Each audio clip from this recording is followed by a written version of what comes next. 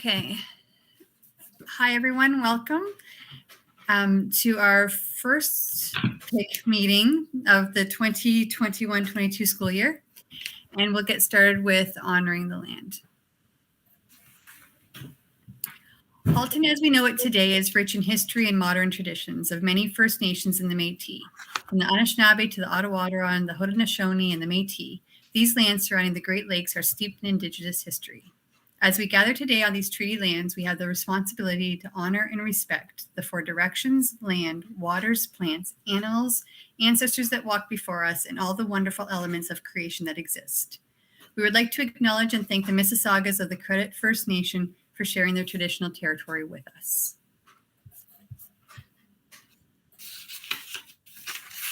Okay, so we'll start with some introductions. We have new members joining us this year, and then there are some old members. So for those of you who were with us last year, I'll just call your first name. Just let us know who you are and what area you're representing. And I'll go just unmute when I call your name. Zena, go ahead. Hi, good evening, everyone. This is Zena Muderis, the co-chair for the last day today.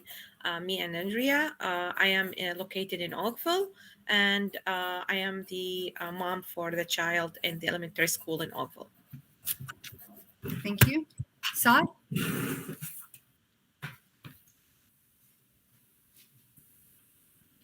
Oh, Saad, I'm not hearing you still. Sorry. We'll come back to you. Okay. Rupi's not here, right? No. Sarah Sohail? Hi, Sarah here from Burlington and the newly named McWendon School. My daughter is in 6th grade, and really good to see some familiar faces again. Yes, thank you. Jennifer. Hello, everybody. My name is Jennifer Sibbett. I am new to this committee and really excited to be a part of it. I have 4 kiddos in Milton in grades 1, 3, 5, and 7, and over 3 different schools. So I've got my nose in a lot of things and look forward to learning a lot more about this committee. Thank you. That's fantastic. Thank you. Chris? Good evening, everybody. Yes, it is Chris, and also new to the committee. I represent Milton, and I guess Milton Secondary. One daughter at Craig Kilberger Secondary School, and 2 boys at Irma Colson, who will be one of them leaving grade 8 and transitioning to grade 9. So looking at his options now, but also kudos to all the existing members of the committee for going through a crazy year last year and navigating. And I hope to support the great work that you've been doing. Thank you. Ali? Hi, folks. Ali Chaudhry from Milton. I have 2 boys. One is 17 months. One is in grade 5. And if you notice that I disappear from my screen, it's because I'm parenting alone tonight. And I should probably go look after the baby from time to time. So thank you. That's fair. Thank you. Noreen? Hi, good evening, everyone. So I'm representing Halton Hill Secondary School. My 15-year-old boy is in Georgetown District High School. And I'm new member and really looking forward to an exciting year with all of you. Thank you. Thank you. Welcome. Patricia? Hello, I'm Patricia Kirshner, representing Halton Hills. I have a grade 9 son at GDHS and a grade 6 son at Silver Creek Public School. Great, thank you. Sherry? Hi, I'm Sherry White. I'm also from Halton Hills and Acton, so yay. I have a daughter in grade 6 at Smith Bennett, and my son actually goes to Milton District High School. So I have one from each area. Great, thank you. Saad, we're coming back to you. Can you hear me now? Yeah. Okay, I just used my phone instead. Hi, everyone. My name is Saad Juman. I live in Oakville. I have 4 kids. The youngest goes to Maple Grove Public School, and the other 3 go to E.J. James Public School. And I'm excited to work with all of you. It's year 1, so I'm a rookie. Great, thank you and welcome. We'll move on to our community member, Diana. Good evening, everyone. My name is Diana Abello. I work at the Halton Multicultural Council, HMC Connections now. I am a settlement worker, and what we do is we support newcomers to Canada at school through their families. Very happy to be here. Welcome. Thank you. And we'll move into the trustees. Jean?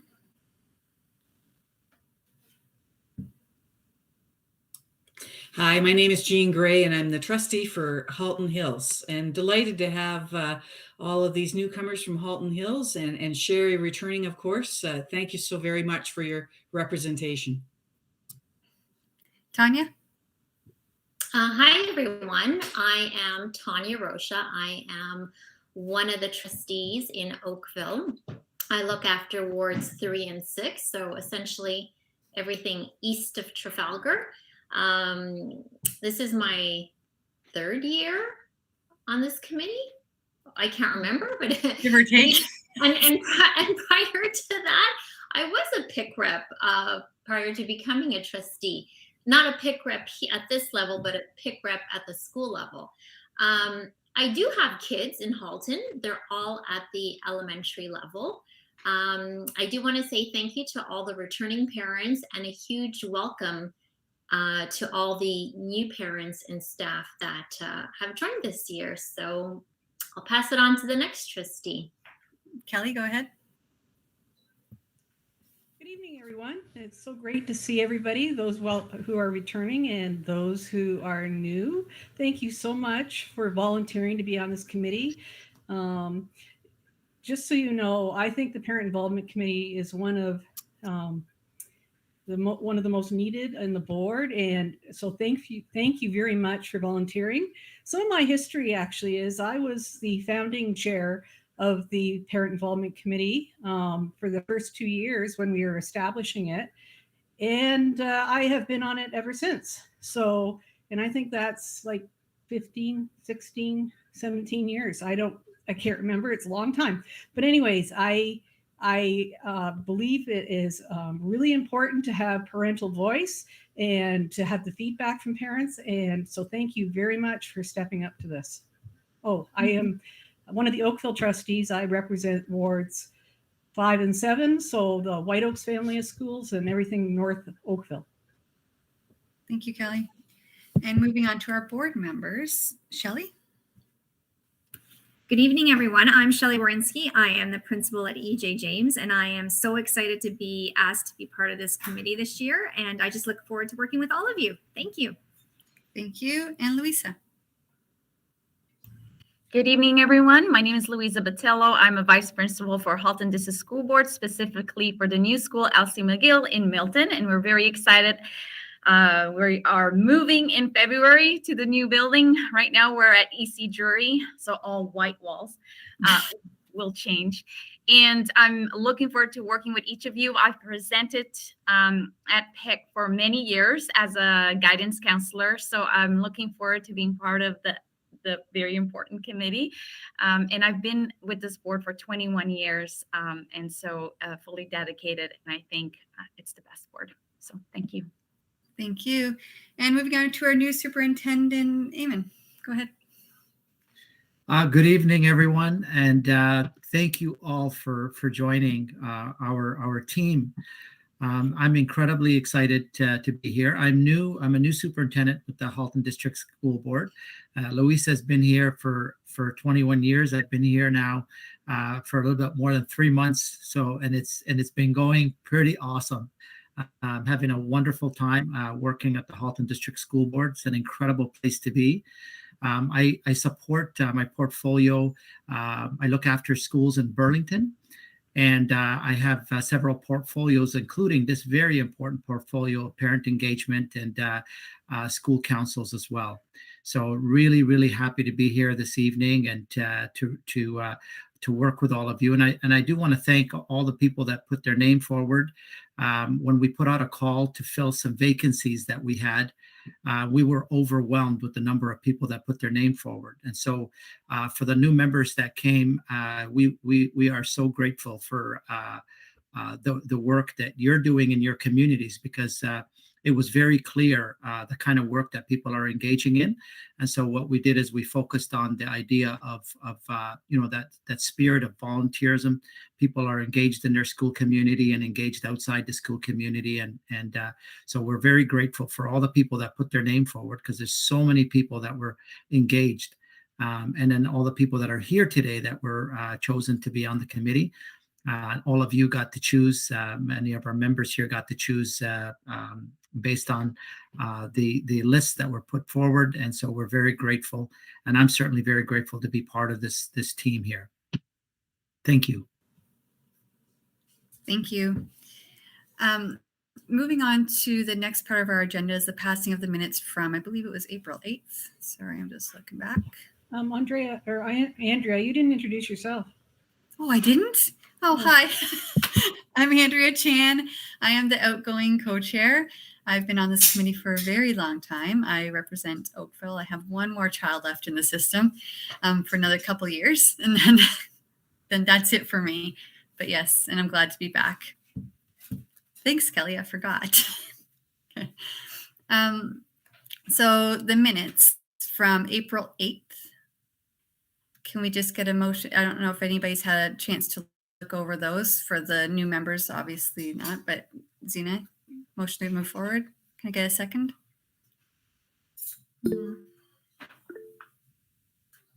Patricia, thank you.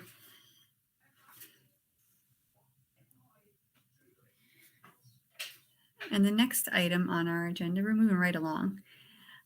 We've done our new member introduction, and so we're going to talk about the roles to be filled by executive members. This year, instead of the co-chairs taking on a lot of the roles and going to all the meetings, and so we're going to use our executive committee to look at whether or not you'd volunteer for a certain committee that we represent on the board. So Zena's just going to go through a list of some of the things they do, some of the committees that they're available, and then some of the things they do, and just so that you guys can have a think about what you'd like to commit to. You don't have to make a decision today. It's just so that you can think about it and come back. Okay, go ahead, Zena. Thank you, Andrea. Okay, so as we are going forward with this meeting, just a gently friendly reminder, if you have any question or comment and you would like to jump into the conversation, you can just raise your hand, which is in the bottom of this screen, or you can just add it to the chat, which is on the bottom left side. So first of all, we will go for the role and responsibility which need to be filled. First of all is the co-chair.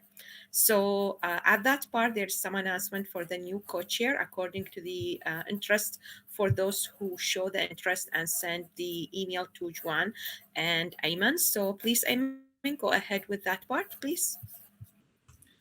Thank you. And we're grateful to first of all, for the folks that sent the message in. We had 2 parents that put their name forward. And because there's 2 co-chair positions, there will not be a need this year to have a vote. And so they're the 2 people that put their name forward. I'm very grateful and very excited to work with both of them. Sherry White, thank you, Sherry. I want to give them an opportunity also to let us know why they were interested in the role. And then Saad Juman, thank you again for putting your name forward, and also give them an opportunity to let us know, why they're interested in the role and what they bring to the role. So Sherry, I'll give you a minute or so to just maybe let us know your interest. Well, like Andrea and Kelly, as I mentioned, my son just started grade 9, and I had volunteered at our local school long before I had children. And when he started kindergarten, I said, oh, great, I could be on parent council.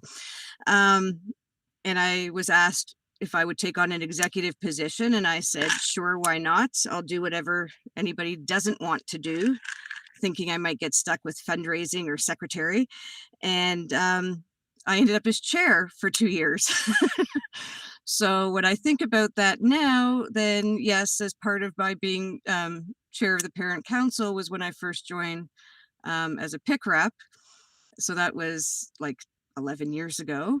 And I have, oh goodness, I think I was even counting the other day. I think we've had 4 different superintendents have your role during the time. And I thought, especially for this year, just knowing that we have a new director this year. You're one of 3 new superintendents. There's a lot of new faces, and I thought this would be a really great time, especially coming off of this COVID stuff, just to be involved. And I've always said I always like to have firsthand information, so at least this way, we know what's not only is coming from the board, but the board will know what's coming from the schools, and especially too when we have new high schools. The new high school is opening in Milton. The public school, we just had our grade 7s and 8s move from Mackenzie Smith Bennett Public School to our new Acton District School. So that's now a 7 to 12. So it's there's a lot of change, and I thought it'd be a great time to be a part of that change. Thank you so much for putting your name forward. We appreciate that. Saad, do you want to say a few words? Yep, no, absolutely. Honored to be a co-chair. Community work is extremely important to me.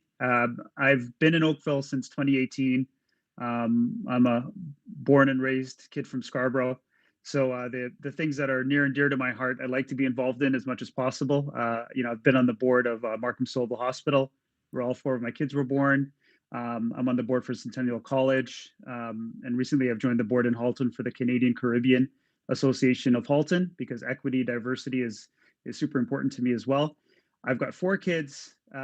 They'll be in this system for well over a decade at this point. So this feels like a natural extension from my work as school chair at EJ James, to help as much as I can at an even greater level. We're so glad that you're here, and thanks to both of you for stepping up. I know that Andrea and Zaina have offered to support and to transition to the new role.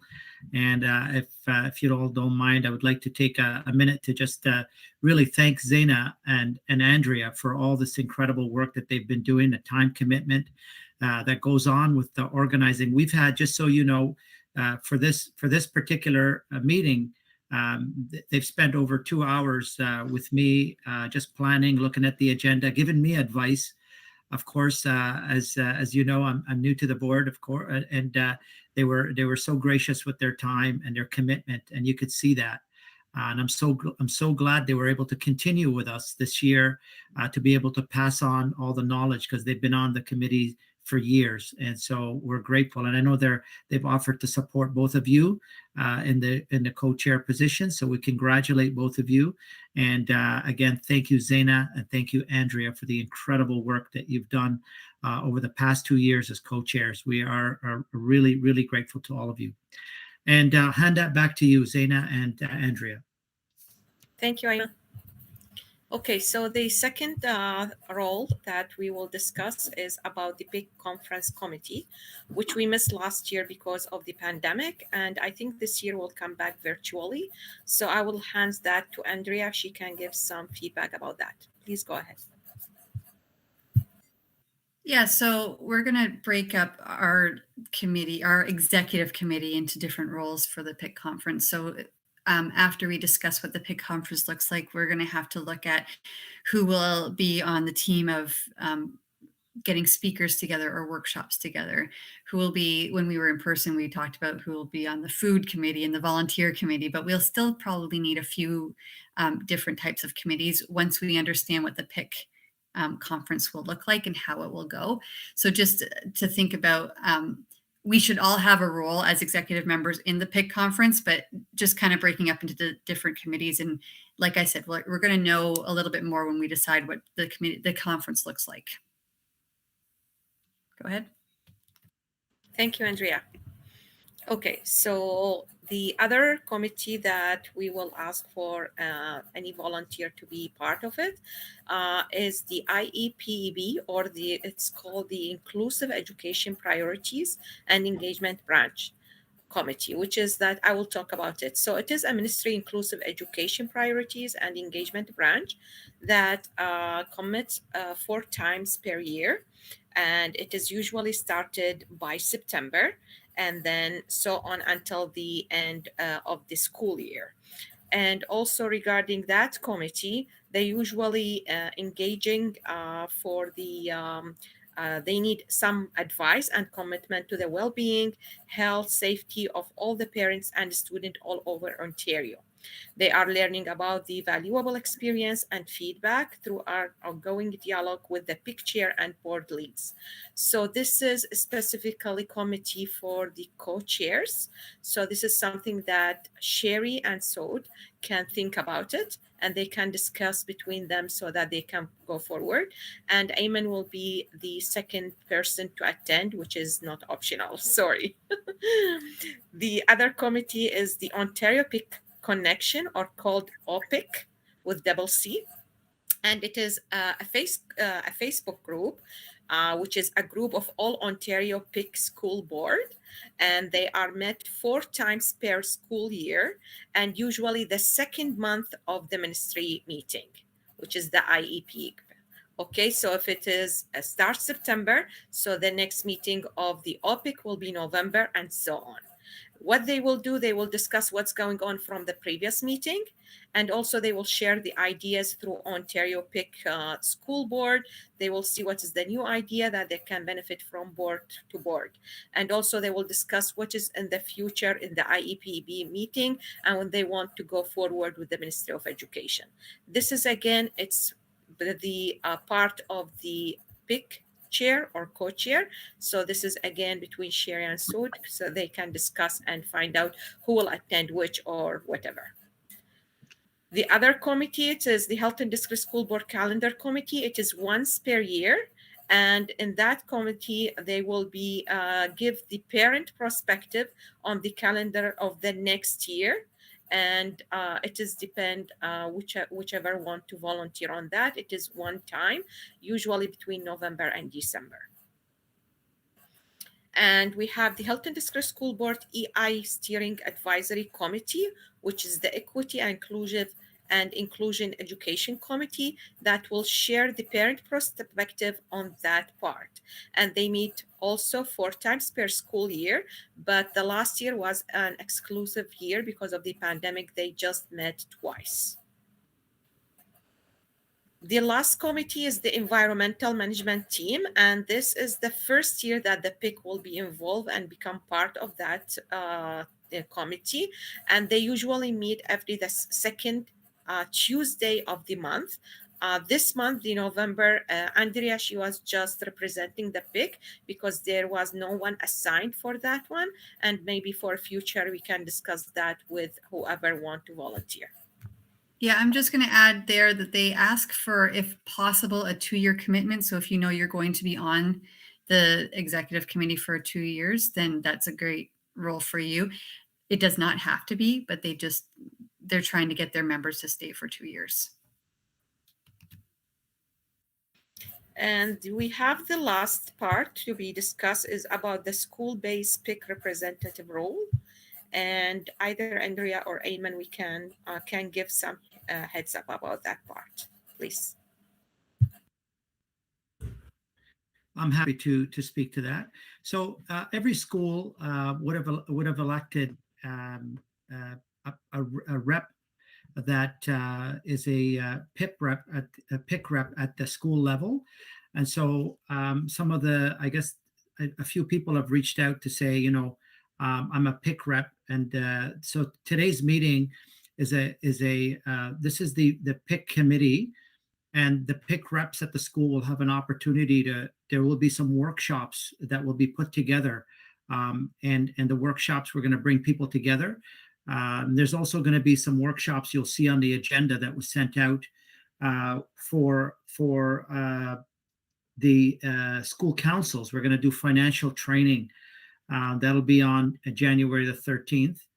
And of course, our other meetings, which we will talk about afterwards. But the other meetings, what we're hoping to do is find out what you want to learn about, and what you think parents want to learn about. And we don't have to choose right now. But what we're going to do is we're going to send out a survey to this committee here, to this team.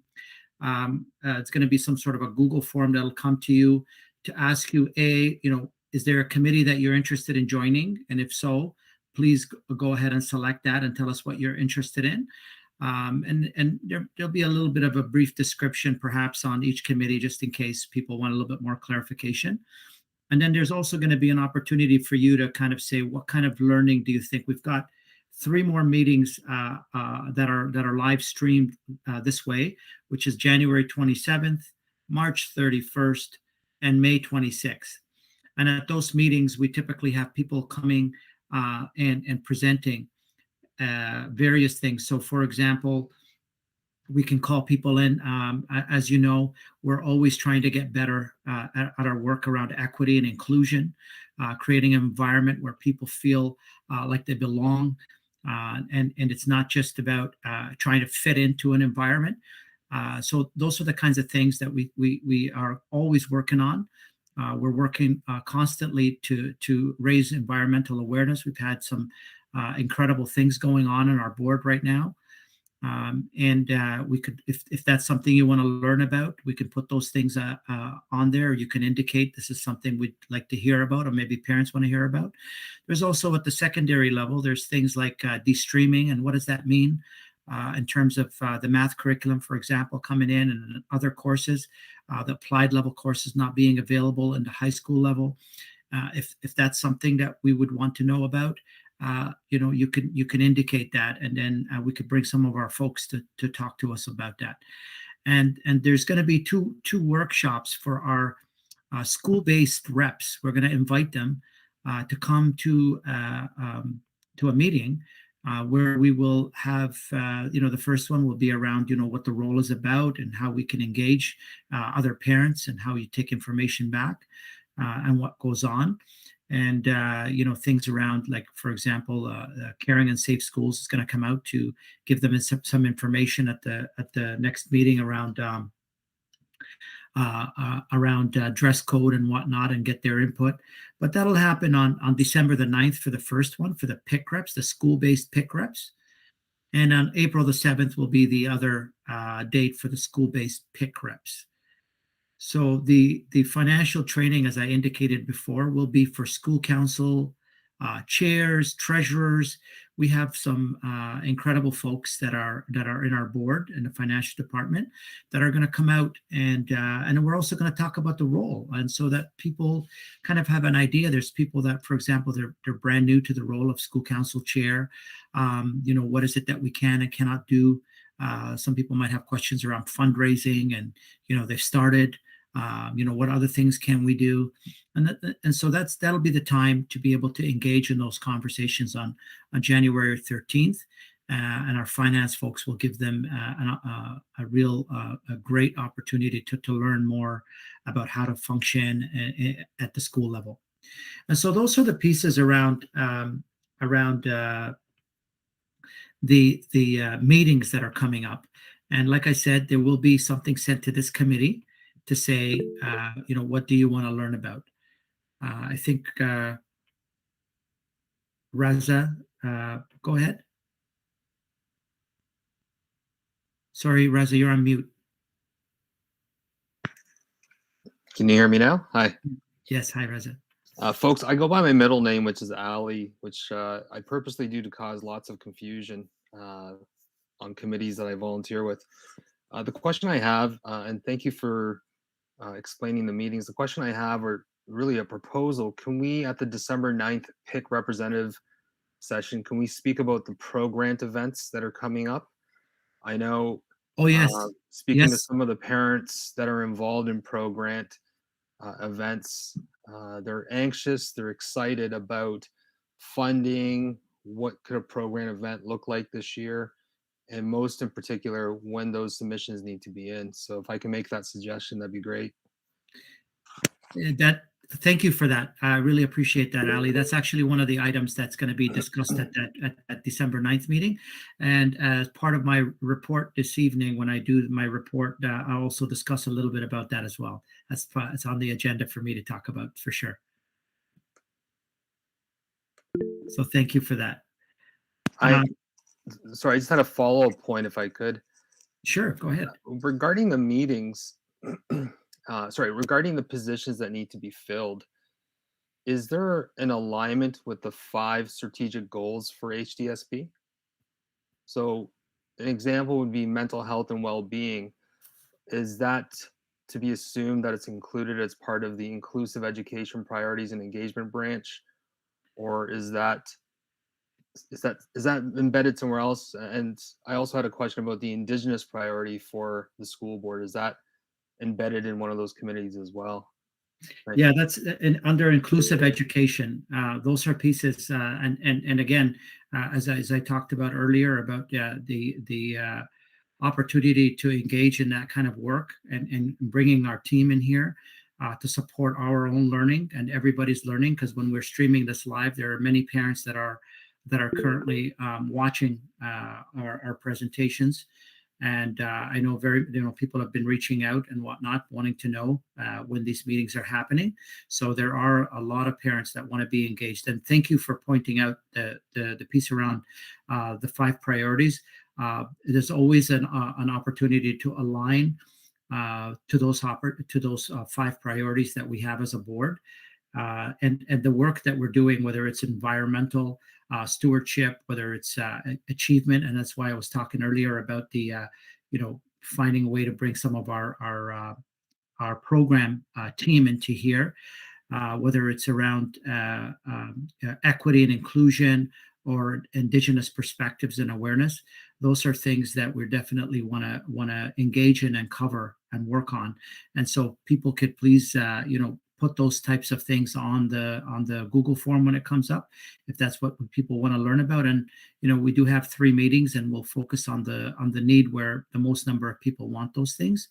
And the hope is that if we do have I don't know, we can talk about a little bit more after about the PIC conference and what that may or may look like because of the pandemic and whatnot. And that's usually an incredible opportunity to engage in all the priorities and try to kind of align all that together as part of that learning that would happen in a conference piece where we can engage families and invite them in to be part of the learning as well. So I'll leave it at that, but hopefully that answers some of the question that you have, Ali. I appreciate that, though. That was a really important question, and that question alone raises awareness in itself. So thank you for that. I wanted to add just 2 points, and Ali just made me remember something. So there are other committees that come up throughout the year. So the committees that we had outlined there, they will need or they want a PIC representative on that committee that we know of. Certain ones, like I've been part of mental health pieces where it's kind of come up within the board, and then they've done a call out to parent reps. So there will be other opportunities, I'm sure of, to join a committee throughout the year if the board has started something, or even if there's focus groups, they will come to the parent involvement committee, and then we'll put that out to the chairs will put that out to our group to say who would like to be a part of that. The other thing that I think that we really need to think about in terms of when we fill out this form and the types of speakers we want to hear is, because we are 3 representatives from each community, really think about what your community needs are and what you're seeing around your community. And it's not just something that you want to learn about, it's something that you're representing part of Halton. So if you're in Halton Hills and you're seeing a need in Halton Hills, then you bring that to that forum to say, this is what we want to learn about. If you're seeing something in Burlington, because Burlington and Oakville, although really close together, sometimes have different needs in their community. So understand that when you fill out the forms, okay, this is what we want to hear about, because you're also that representative of parents in your community to the board, and you're the liaison to the board. And just knowing that the board hears what you guys think is really important in your communities, and then hopefully they shift their perspective to that as well.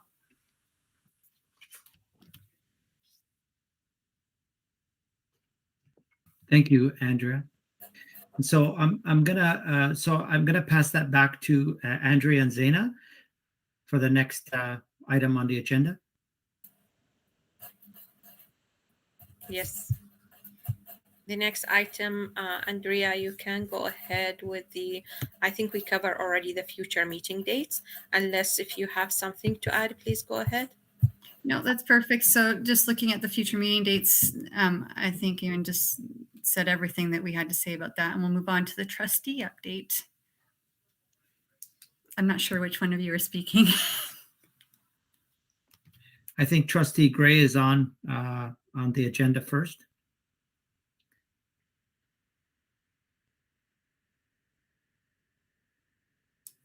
Yes, thank you very much. We actually, as trustees, we have a little bit of a sharing to do with you tonight, and I'm just opening up my document right now. We've got news from the board. The trustees have been extremely busy, and I think we're going to share this out. I know Kelly and Tanya have a copy of this in front of them as well. Just since September, the Board of Trustees have been very busy with addressing reports on the review of the multi-year plan and the operational plan that was in place to achieve the goals of the multi-year plan. We had quite a presentation on an update of last year's events and how far we were able to proceed. We have done admin procedure reviews. We've participated in revised policy reviews and bylaw revisions. We've received updates on facility improvements, ventilation, air conditioning. A very, very busy year in the board this past year with the amount of money that flowed from the government to help with our facility improvements. And a lot of them in particular addressing COVID requirements. Speaking of COVID, we had at the board table lots of COVID updates on vaccination attestation, and we get updated very regularly on where we're at with that in terms of staff. Financials, we've had quite a presentation on that with quarterly capital updates. Long-term accommodation plan, that's that document that comes out every spring, and it's very, very important because it helps us map out the next 10 years. And in a growth board such as Halton, we spend quite a lot of time reviewing what is recorded and what the projections are in all of our different school areas. We had a report on supporting student and mental health, which is very much on the forefront of all of the plans this year for our board. And recently, as of even last night, we participated in a school renaming and also had a report on the redirection of students in Oakville. I'm going to kick that over to Kelly. Perhaps you'd like to share a little bit about that or any of the things that we've spoken about above. And then Kelly, maybe you could review what kind of committees trustees sit on. Thanks, Jean. As you know, we're building new schools in Milton and in Oakville. Well, we have a new high school we have gotten funding for, but there was an issue with the land that it was supposed to be located on. So we are now in the process of getting another, we found another spot for it, and now we're waiting for the approvals to go forward so that we can get it rezoned and start moving on getting the new high school built. Because of the delay in getting the funding originally for the high school, we had actually hoped it might be built by next year. And now it looks like the earliest it might be built is 2024-25 at the earliest, because it takes at least 3 years to build a high school. That White Oaks is bursting at the seams because it is that the whole North Oakville area is zoned for White Oaks students. So A report came to the board yesterday that as of next year, there will be redirection of families from North Oakville who will be start to be bused to TA Blakelock. There is more information, and I can share that information with you, but basically there's some good news about the going to TA Blakelock. There's going to be a new program introduced there for iSTEM as well. So it'll be something that will be starting at that school at the same time as some of these students who are going to be bused there are.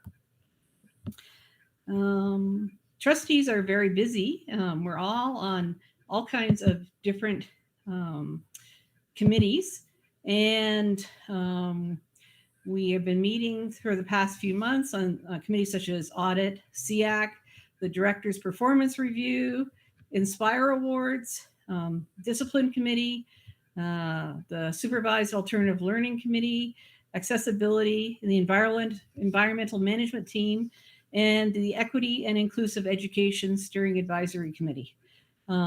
These are all different committees that are doing different things within the board. And if you want more information, you can ask any of us. I'm going to pass it off to Tanya now to talk about some of the advocacy letters that we have been writing to the Premier and the Education Minister about trying to do better things for our board. Tanya? Thank you, Kelly, and thank you, Jean.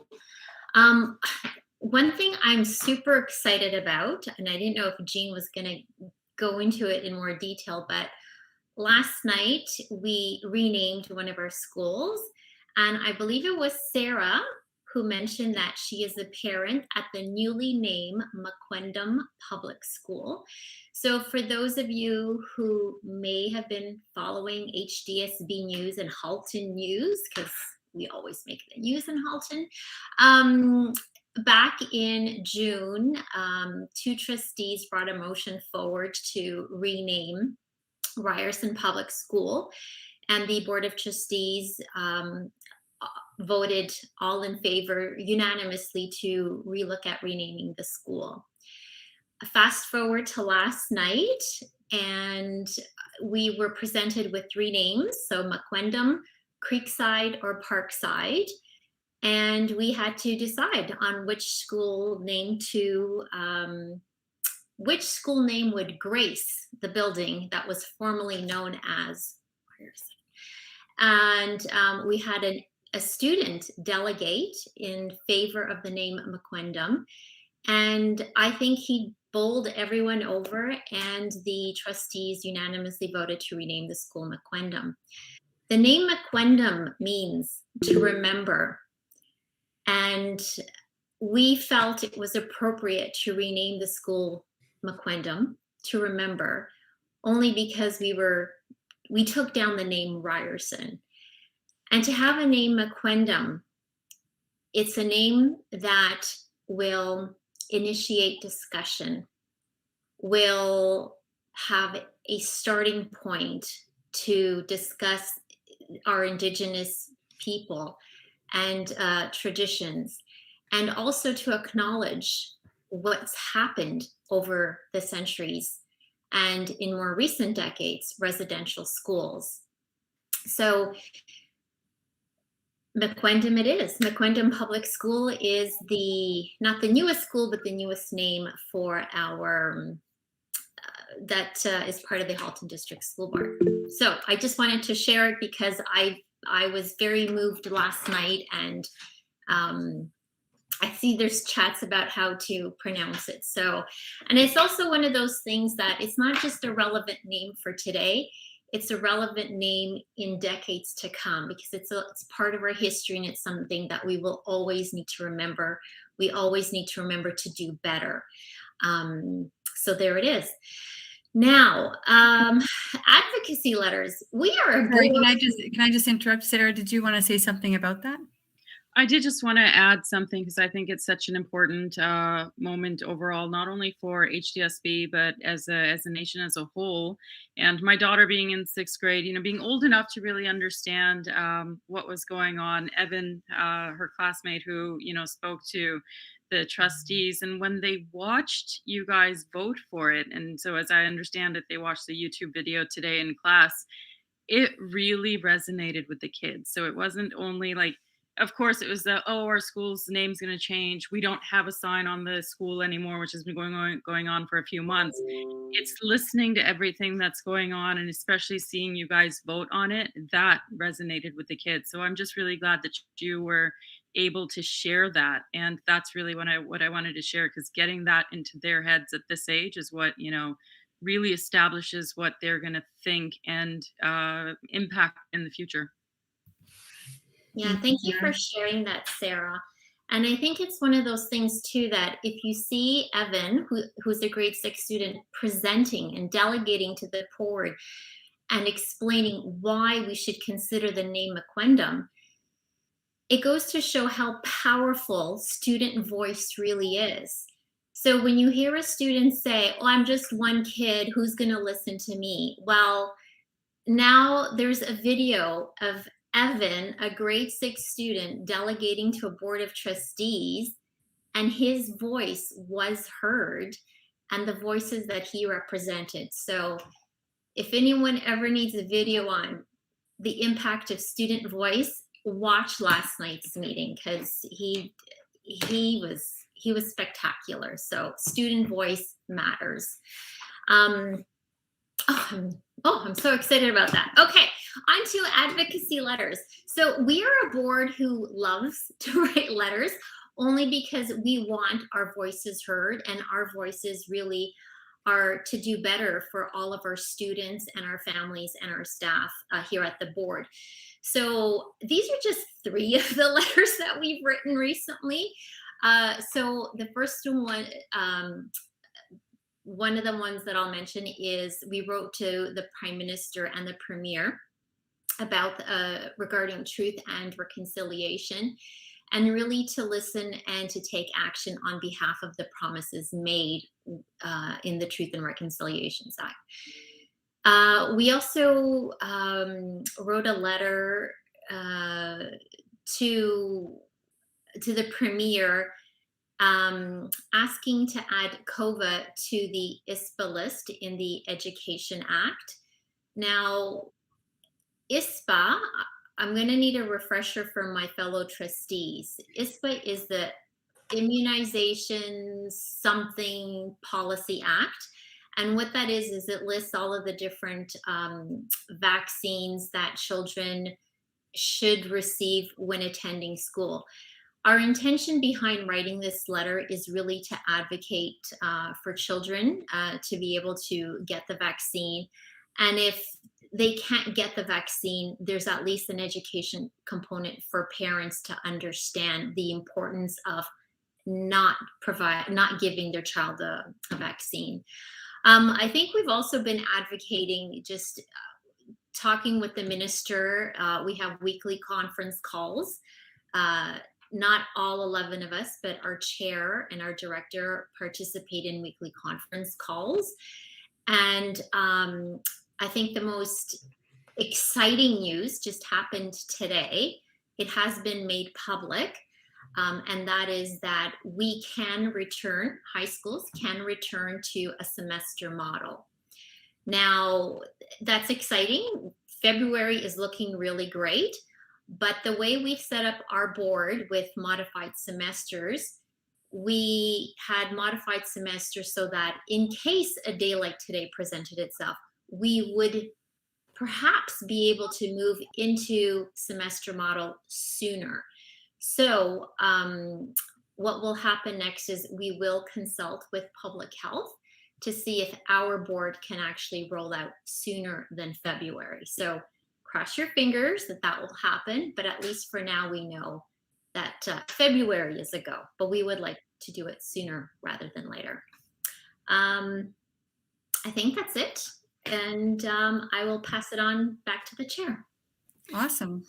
Just one last plug for Inspire Awards. We always like to remind folks to nominate the individuals for the Inspire Award. It can be students, staff, members of the community that make a real difference in your school. So every month we meet and award Inspire Awards. And we always like to mention that whenever we can to make sure that we get people continuing to nominate. Thank you. Thank you. And thank you for all the work you do. I know that you're huge advocates for what we need in our schools and our communities. So on to the superintendent update. Thank you. And first of all, I wanted to thank our trustees for the updates. Certainly that level of excitement permeates through the staff as well. And the direction that's gets given by our board, we're very grateful, and I'm certainly grateful for them all being here and reporting on the great things going on in our board. I just wanted to talk a little bit about. Ali had asked earlier about the programs, and just wanted to let schools know and parents know out there that in the next couple of weeks we're going to be sending information. There'll be an application that goes out. Usually if every school applies, we have 107 schools, so we have some money that was given to us. If every school applies, we wouldn't be able to give as much as we'd like to, but right now we're going to say people can apply for up to $750 for that the grant. The applications, I said, will come out in the next week or two with instructions, and then during the December 9th meeting, we'll be able to give information to the PIC reps on how to engage in that work. And so just some of the things, I know that there's lots of parents on the call this evening, and the projects are meant, they align with the guidelines. They have to align. And so sometimes people send in applications and the applications and they spend a lot of time on this. And so we want to make sure that their application is focused for success, because we have to do a report at the end, and that's the key in all this. And that's when the monies get deposited into the schools after the monies have been spent in a certain way and they're reported on, and then the monies get deposited into that school's account to reimburse that fund. And so just to make sure that everybody is clear on that. So the idea of the program is supposed to be focused on things like parent workshops, parent information sessions with guest speakers, parent resources. And the idea of any type of engagement with the program, the money is meant to engage parents in the school communities that they're in. And so the idea is that so parents have an increased awareness of school activities and initiatives. So that should be the goals of whatever people are trying to do at their schools. Parents are more involved in their local school environment and child's education. Parents feel like valued partners in the education systems. And then parents have an increased confidence in public education. So that's the outcome, really. If people, when they're putting the application together, start thinking along those lines, and how do we create that culture where this is going on in our school, and then put an application forward that would request the funds to do such things, that would be a successful application. And so sometimes applications come forward and things like, for example, part of the application is to pay for staff volunteers, or there's honorariums and things like that. We can't do those types of things. We can't purchase books, school furniture, computers, or anything like that. We can't do a workshop for students with this money. And I know people will be thinking this is about students, it's about schools and engagement, but this particular grant is about engaging parents. How does a school find a way to create a culture where parents are now coming, whether it's a workshop that is going to bring parents into the school, or something that happens at the school that they come together, but they can't use it for things like, for example, people can say we're going to do a barbecue and we're going to do things like that. So on the application, We're going to find a way to create clarity. We're redoing the application this year. We're going to find a way to create clarity for parents so that it guides them when they're putting the application in, so that it gears them to a successful application. And then part of the workshop will be how to put together the reports and whatnot afterwards, how to report on it, what to spend it on it, and what not to spend. So that's the hope for that piece there. Ali, you have your hand up. Go ahead, Ali, please. Thank you. Is there any way for us to access previous PIC reports submitted to the board, just so that we can either validate an idea as something successful or stay away from something that hasn't worked at other schools? I can certainly ask about one of the things. I know when I was a principal, I came. I should have probably told you this all at the beginning. I worked for a very, very long time. I was working for 28 years in Toronto. And so every year we would never miss the opportunity. We had incredible parents in our all the schools I was at as principal, and we'd never miss the opportunity. But one of the things that the parents would always share those with me as a principal, and so some schools may actually have those things on file where they've had successful applications. And for people that are for example, they've never done it before, or they may not have any historical pieces at the school there, at the school level, perhaps at the December 9th meeting, we could share some things in there that will guide them and help them to set up a successful application. We're not going to create any barriers. I just want to put it out there, Ali. This is going to be a simple process. We're not going to create barriers. As long as people have a plan that aligns with what I mentioned earlier, and they're focused on things such as workshops for parents and engaging parents in the school, and they're not spending the money on items and various other things, the applications will be successful. We don't want to put barriers in front of parents, and I don't want this to be some long application process that creates a barrier for some families, because there's all sorts of families that are new to Canada and they want to be engaged in their school, and so we want to make sure that the application is geared for success for everyone. And so, those workshops will be helpful. I think that December 9th workshop. But thank you for that, and we'll make sure that when we're discussing that, we could maybe share a sample, if there is any, if we could find any, to share a sample of a successful application during that December 9th workshop. Jean, go ahead. Yes, thank you very much. I just wanted to put out the suggestion that I'm hearing from some of our school councils that they're not forming very quickly, or they seem to be smaller than in the past. They're kind of slow to get, wheels on the ground and in motion. So I just want to say that in Halton Hills, we've always had two schools come together every time to put their pick or their program proposal in, Silver Creek and Kennedy Public School and George Kennedy. And it's always been wonderful parent workshops that have come out of that. So that's just something that I don't know, whether that could be part of the communique going out, that if not just your school council, reach out to another school council to help. Secondly, I just wanted to say that recently there were some reps from a number of schools that got together, had a little bit of an informal meeting online, and they shared resources that each council was using to help them formulate their fundraising plans. So that's another way that from school to school, and this is in response to Ali's question, it's another way that school to school can communicate what it is that they're doing, because there's obviously some fabulous things happening out there, but in different regions that nobody ever always gets to hear about. And so that's another way of communicating out. Thank you. Yeah, Trustee Gray, thank you so much for mentioning that.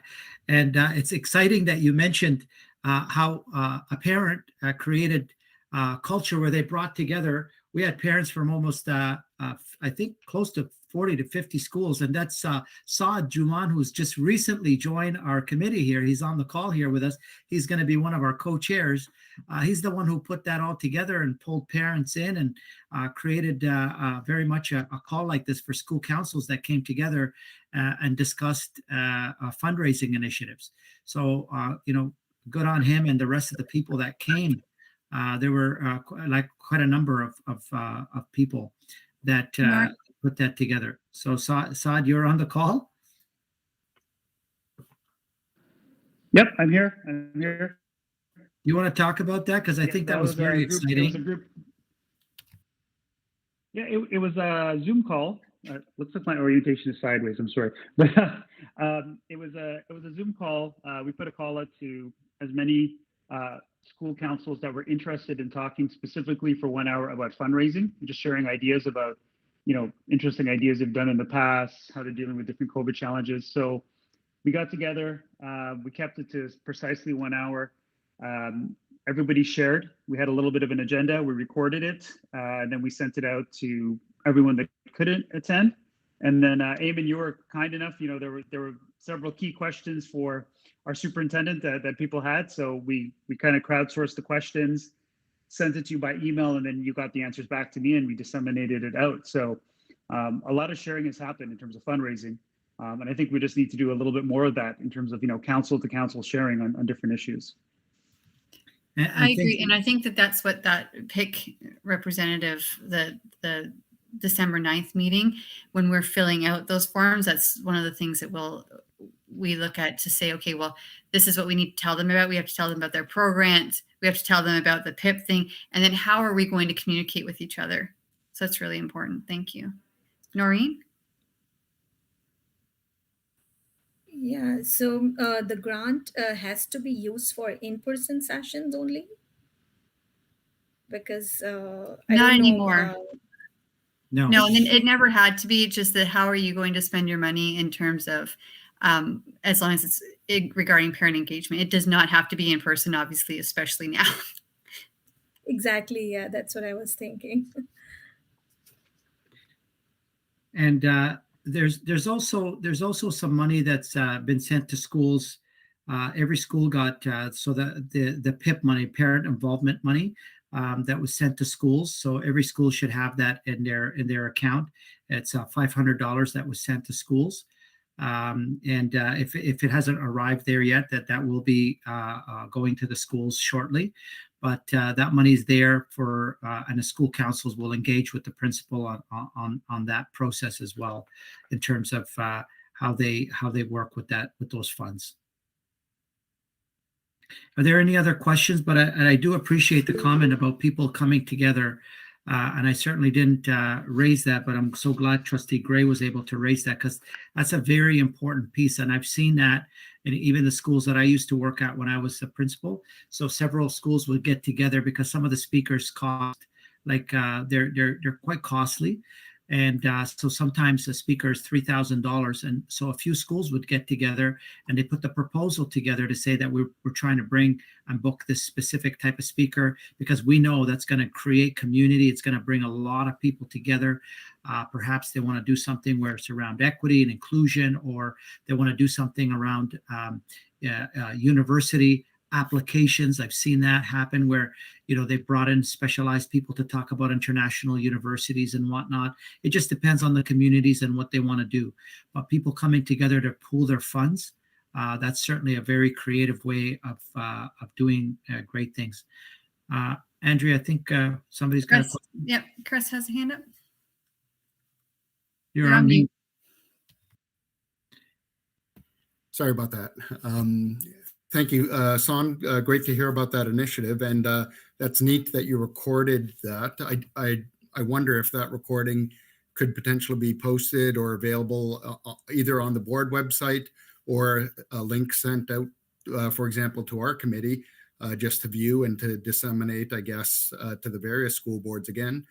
Because I think one of the challenges we do face is that parents want to be engaged, and communication is out there.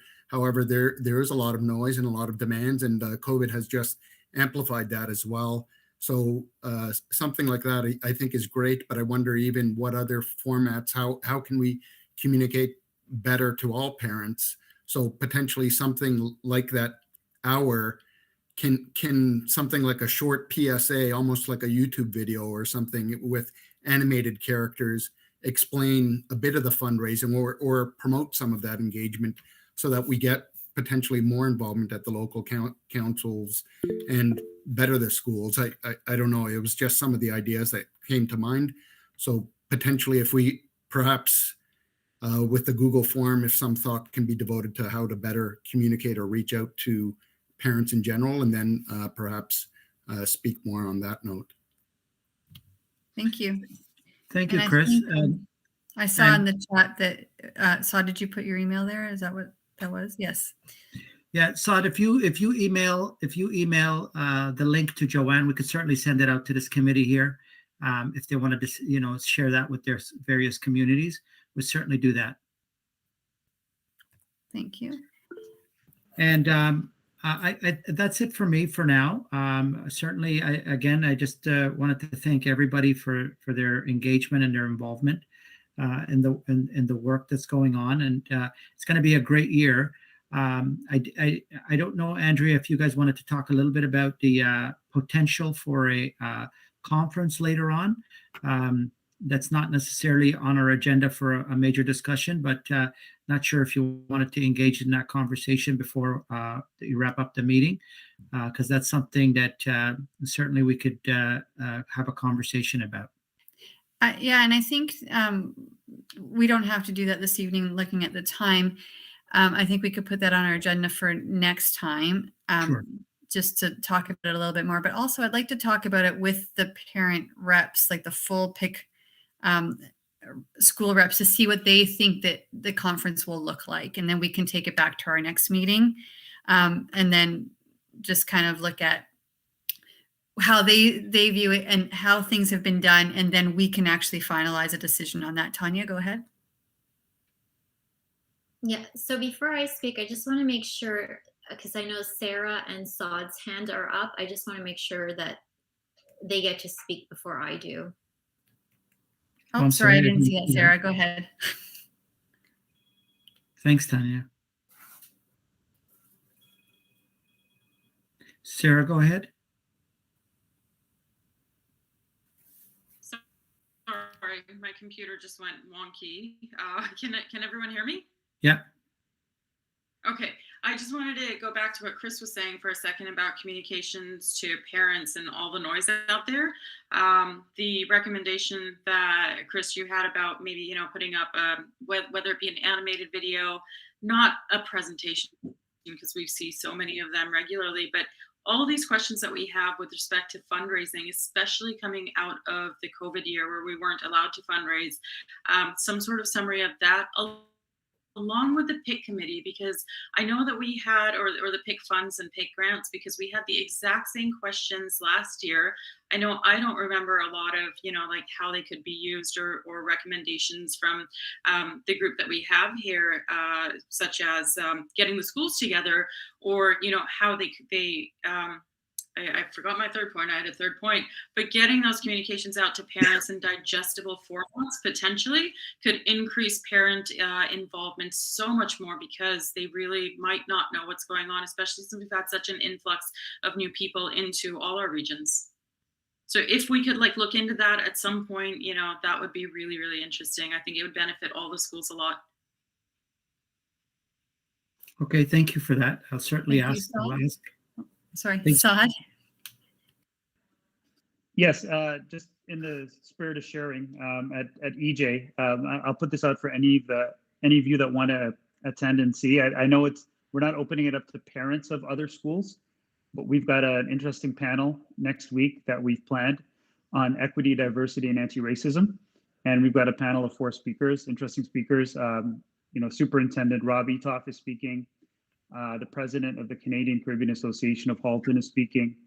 A member from our parent community who's a member of the Asian community speaking as well as Felicia George, who's the first Black woman in Canadian history to compete for Canada in both the Summer and the Winter Olympics.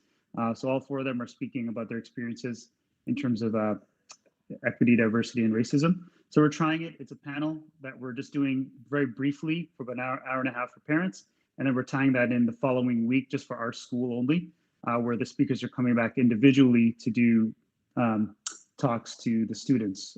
But for anybody that kind of wants to see what we're doing with that, learn from our mistakes maybe, and maybe try to replicate something like that for your communities, you're welcome to join. It's next Wednesday evening. Thank you. That sounds actually really nice, actually. Go ahead, Tanya. Yeah, thank you. Saad, please send me an invitation. So I think the two things I wanted to say is that as a parent involvement committee, I know that PIC reps and council chairs, they always look at how do we engage parents financially through fundraising.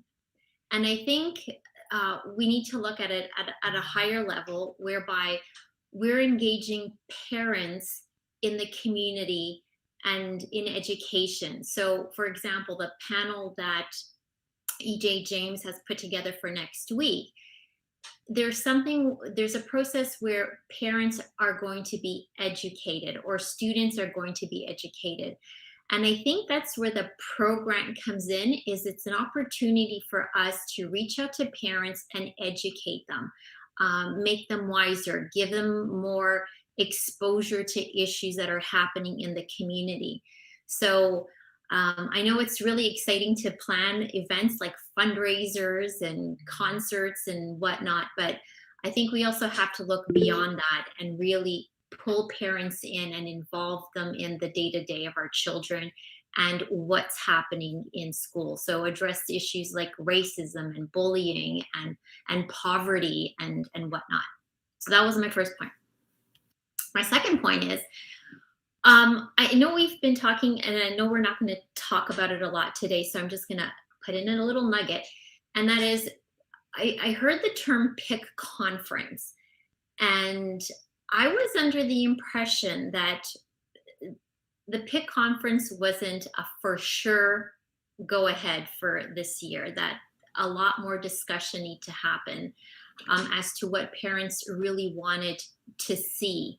So it could have been like monthly speakers available to parents, or different type of events throughout the year instead of like one big event. So that's actually what we need to discuss. So Okay. we're using the term conference, but we need to see what that looks like. So we really need to discuss what that looks like for this year. Okay, perfect. I just wanted clarity on that. Thank you, Andrea. Thank you. Andrea. Andrea, that's okay. It's because of the chair. I know. Ali, go ahead. Thank you. Tanya actually asked my first question, which was about the conference itself, because I know that at the end of last year, our last meeting, we discussed various options. The question I have about that event, Saad, that you're hosting or coordinating for next Wednesday, is that a pro-grant event, or is that an event that your school has sponsored on their own? We're doing it on our own. Yeah. Okay, thanks. Yeah, so as for the pro-grant, no one has got any pro-grant funds for any projects right now. No one has applied. So the applications haven't gone out, and they will. And there are many schools that are engaging in such activities. And a lot of those activities don't have a cost, because you have people like Saad and various others in their schools who create those connections and bring people in. And there isn't really an excessive charge, because there's a lot of incredible people in our society, in our city, in our province that want to make a difference, and they make time to come and speak to families and children. And it's not always just about money and fundraising. I'm so glad that Trustee Rosha mentioned that earlier, because that's one of the things, depending on what communities you work in, and sometimes it's about engaging families in the school. Everyone sends their children because they want them to have a wonderful education. They want them to be, find special things about themselves so that they can thrive in their school, to take risks, to create a culture where every child feels that they could take a risk and find out who they really are. And so part of the work that all parents want to do is to create an environment at that school where their child and other children can thrive and can walk into that space and feel that sense of confidence, find out who they really are, find out what subjects, what areas are their passions, and build on those things over the years. And so sometimes fundraising is a great way to add that kind of the culture in the school, setting the conditions, because some schools may not have as many funds, and some families, for example, in some communities they have the means to be able to do all sorts of really creative and opportunities for their children, send them off to trips and various other things, while other communities, the opportunities may not be there. And I know that principals become the champions in those schools to drive and ensure that everybody has access to incredible opportunities at their school. And so I would say that, that very, very important piece about a lot of parents stay away from sometimes, and I won't generalize, but there are many parents that stay away from school council and various engagement activities because there's so much around fundraising. And there's a level of sometimes feel that level of pressure and having to give and support, and that's not what engagement should be about. It shouldn't be just about raising funds for the school. It should be about people feeling like they can make a difference. Later on, when things open up, people want to volunteer and come into the schools and do wonderful things. There's people that volunteer to help with breakfast programs and people that help with meal programs.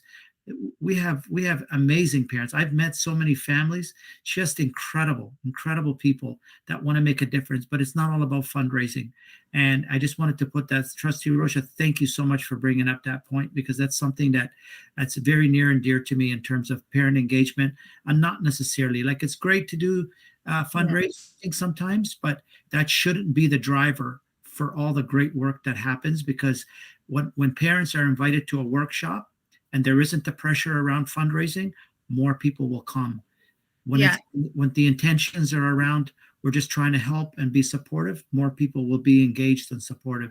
I found that when the more of the fundraising activities, we kind of push sometimes parents away, and it depends on which community. I don't want to generalize, but that's.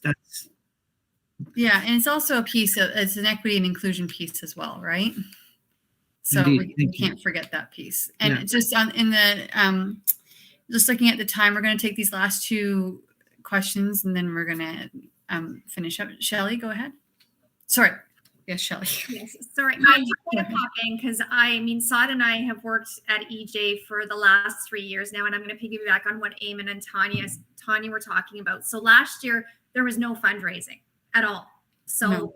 I met with my school council, our first meeting. I said, now's the time. It's on you. You either, you're not fundraising this year, so you either sit back and we do nothing this year, or you think outside the box. What do you want for your kids? How can I support that? Let's look at something this year. And this is when Saad last year worked with the council on bringing these speakers into EJ last year. And it was a wonderful event. And we didn't worry about fundraising. We didn't worry about, having to do pizza days or having to do all of these things. And we worked really closely with our council last year, and they're an active participant in their child's education. The fundraising this year, yes, the money's going to our council, but our kids are running it. Our kids are delivering all the stuff, but the money's going into our council. So the pizza days, the parents organized it, but the kids deliver it. So we're doing a lot of that team effort this year and really working with our council. Yes, we know we have to do fundraising because there's certain things we want for our school, but what do we look at and how do we get our parents involved in the school outside of that? It is so important because you are there a lot longer than the administration is. So those visions and those goals have to come from our parent community, and you're living in that community. So what's important, and having those open conversations with your administrators is so important. So please, at any time, reach out to them. The HDSB administrators are wonderful. Their doors are always open, and they would love to have those conversations. If you have a unique idea, do it. We tell our kids to be innovative. We need our parents to be innovative too. So I know sometimes it's nerve-wracking calling up the principal and saying, hey, I have an idea, but do it. Their doors are open and they want to hear from you. As nerve-wracking as it can be going to the principal's office or meeting with them, please do. They definitely want to hear from you. I just wanted to add that, and thanks everyone. Thank you. That's actually a very good point. Thank you. Sarah, go ahead. By way of sharing and bringing the community together without fundraising, a few things that the school did. My daughter started a Diversity Friday in her classroom, and there's no way that, she would have been able to do that without the teacher and the principal's support. But every child from all the different regions that they come from around the world would do a presentation on their background, their culture, their heritage, their food, and then put it up on Instagram. And that was one fantastic way to get the children involved first, but then the parents involved second, because guaranteed those parents help put those presentations together.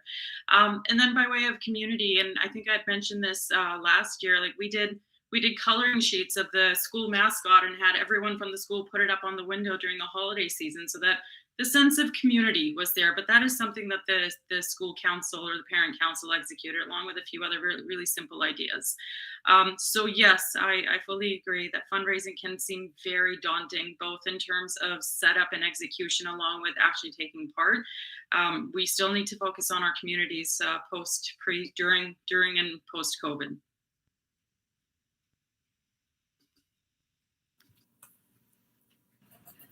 Thank you. Thank you And so I think much, I'm everyone. freezing. So I think I'm freezing, but I'll end this meeting and say, or Zena, do you want to go ahead and say thank you all for being here? Yeah. Thank you so much, everyone, for attending for tonight. I think we should adjourn the meeting so that we will stay with the time. Thank you for all the questions and for all the discussion, for all the new member, and good luck, Sod and Sherry, for the next year as a co-chair. Ali, do you have something? Oh, sorry, I was just seconding your adjournment. Okay, thank you. Thank you, Everyone's everyone. okay? So, bye, everyone. Have a good Okay. night. Have a good night.